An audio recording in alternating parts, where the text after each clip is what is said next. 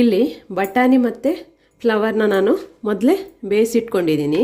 ಇವಾಗ ಇದಕ್ಕೆ ಮಸಾಲೆಗೆ ರೆಡಿ ಮಾಡ್ಕೋಬೇಕು. ಇವಾಗ ಒಂದು ಬಾಣಲೆನ ಗ್ಯಾಸ್ ಮೇಲೆ ಇಟ್ಟಿದ್ದೀನಿ.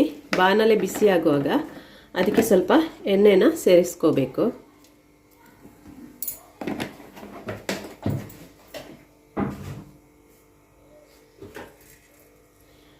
ಎಣ್ಣೆ ಬಿಸಿಯಾದಾಗ ಇದಕ್ಕೆ ಎಲ್ಲ ಸ್ಪೈಸಸ್ನ ಸೇರಿಸ್ತಾ ಇದ್ದೀನಿ. ಚಕ್ಕೆ, ಲವಂಗ, ಹಾಗೆಯೇ ಒಂದು ಏಲಕ್ಕಿ ಮತ್ತು ಒಂದು ಎಲೆ, ಒಂದು 4-5 ಕರಿಮೆಣಸು ಮತ್ತು ಸೋಂಪು ಇದೆಲ್ಲನೂ ಸೇರಿಸ್ತಾ ಇದ್ದೀನಿ.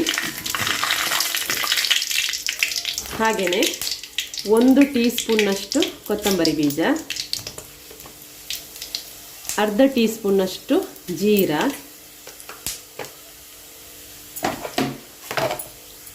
ನಂತರ 5 ಬ್ಯಾಡಗಿ ಮೆಣಸು,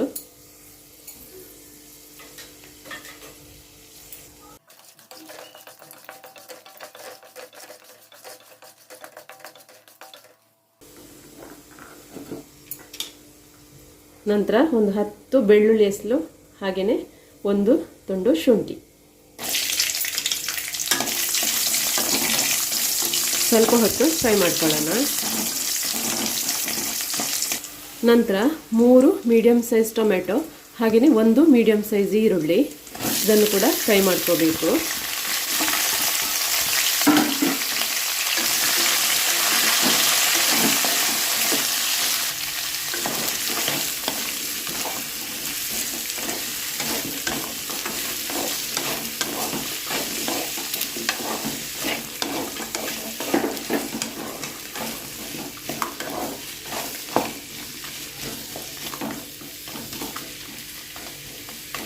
ಇದು ಸ್ವಲ್ಪ ಹೀಗೆ ಬೇಯಲಿ.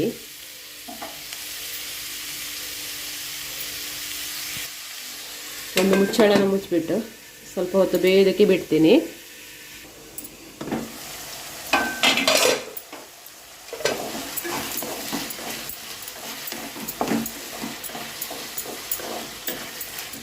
ಸ್ವಲ್ಪ ಬೆಂದಿದೆ.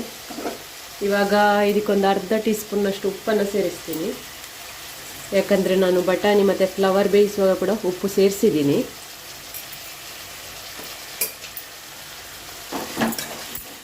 ಮತ್ತು ನೋಡ್ಕೊಂಡು ಸೇರಿಸಿದ್ರೆ ಆಯಿತು.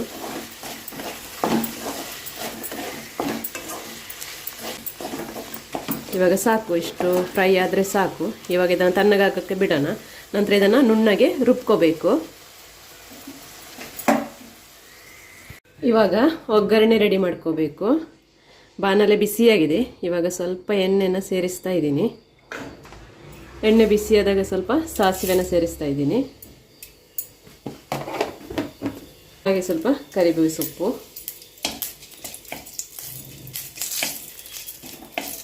ನಂತರ ಒಂದು ಚಿಕ್ಕ ಈರುಳ್ಳಿನ ಕಟ್ ಮಾಡಿ ಇಟ್ಕೊಂಡಿದ್ದೀನಿ. ಇದನ್ನು ಕೂಡ ಸೇರಿಸ್ತಾ ಇದ್ದೀನಿ. ಇದೀಗ ಸ್ವಲ್ಪ ಫ್ರೈ ಆಗಬೇಕು. ಇಷ್ಟು ಫ್ರೈ ಆದರೆ ಸಾಕು. ಇವಾಗ ಇದಕ್ಕೆ ರುಬ್ಬಿಟ್ಕೊಂಡಿರುವಂಥ ಮಸಾಲೆನ ಸೇರಿಸೋಣ. ನೋಡಿ, ಈ ಥರ ನುಣ್ಣಗೆ ರುಬ್ಬಿದ್ದೀನಿ. ನೀರನ್ನು ಸೇರಿಸಿಲ್ಲ, ನೀರನ್ನು ಸೇರಿಸದೆ ರುಬ್ಕೋಬೇಕು.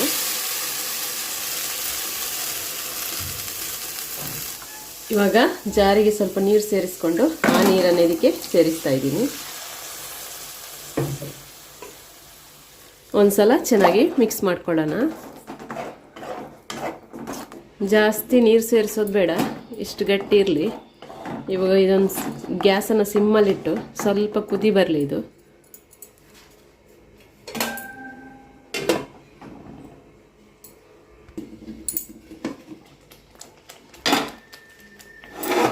ಇವಾಗ ನೋಡಿ ಕುದೀತಾ ಇದೆ. ಇವಾಗ ಇದಕ್ಕೆ ಬೇಯಿಸಿಟ್ಕೊಂಡಿರುವಂಥ ಬಟಾಣಿ ಮತ್ತು ಫ್ಲವರ್ನ ಸೇರಿಸೋಣ.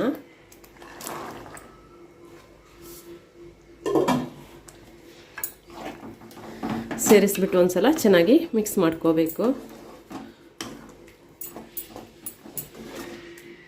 ಏನಾದರೂ ಟೊಮೆಟೊ ಸಾರು ಇಲ್ಲಾಂದರೆ ದಾಲ್ ಸಾರು ಮಾಡಿದಾಗ ಸೈಡ್ಗೆ ಚೆನ್ನಾಗಿರುತ್ತೆ ತಿನ್ನೋದಕ್ಕೆ. ಚಪಾತಿಗೆ ಕೂಡ ಚೆನ್ನಾಗಾಗುತ್ತೆ ತಿನ್ನೋದಕ್ಕೆ. ಸಣ್ಣ ಉರಿಯಲ್ಲಿ ಚೆನ್ನಾಗಿ ಕುದೀಲಿದು. ಫುಲ್ಲು ಮುಚ್ಚೋದು ಬೇಡ, ಅರ್ಧ ಓಪನ್ ಇರಲಿ.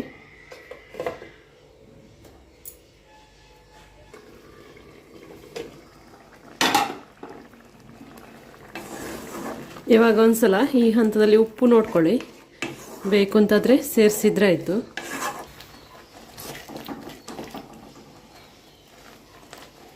ನಾನು ಸ್ವಲ್ಪ ಈಗ ಸೇರಿಸ್ತಾ ಇದ್ದೀನಿ. ನೀವು ನೋಡಿಕೊಂಡು ನಿಮ್ಗೆ ಎಷ್ಟು ಬೇಕು ಅಷ್ಟು ರುಚಿಗೆ ತಕ್ಕಷ್ಟು ಸೇರಿಸ್ಕೊಳ್ಳಿ. ಒಂದ್ಸಲ ಮಿಕ್ಸ್ ಮಾಡ್ಕೊಳ್ಳೋಣ. ಖಾರ ಕೂಡ ಹಾಗೇನೆ, ಜಾಸ್ತಿ ಬೇಕು ಅಂತ ಅನಿಸಿದರೆ ನೀವು ಬ್ಯಾಡಗಿ ಮೆಣಸು ಹಾಕೊಳ್ಳುವಾಗ ಸ್ವಲ್ಪ ಜಾಸ್ತಿ ಹಾಕೋಬಹುದು.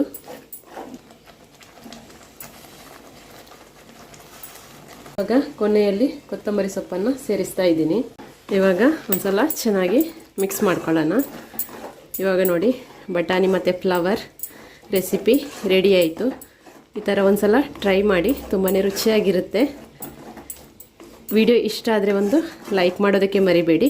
ಹಾಗೆ ಲಿಂಕನ್ನು ಶೇರ್ ಮಾಡಿ, ಸಬ್ಸ್ಕ್ರೈಬ್ ಮಾಡಿ. ಇದೇ ಥರ ಸಪೋರ್ಟ್ ಮಾಡ್ತಾಯಿರಿ. ಇನ್ನೊಂದು ವಿಡಿಯೋದಲ್ಲಿ ಮತ್ತೆ ಸಿಗೋಣ. Thank you.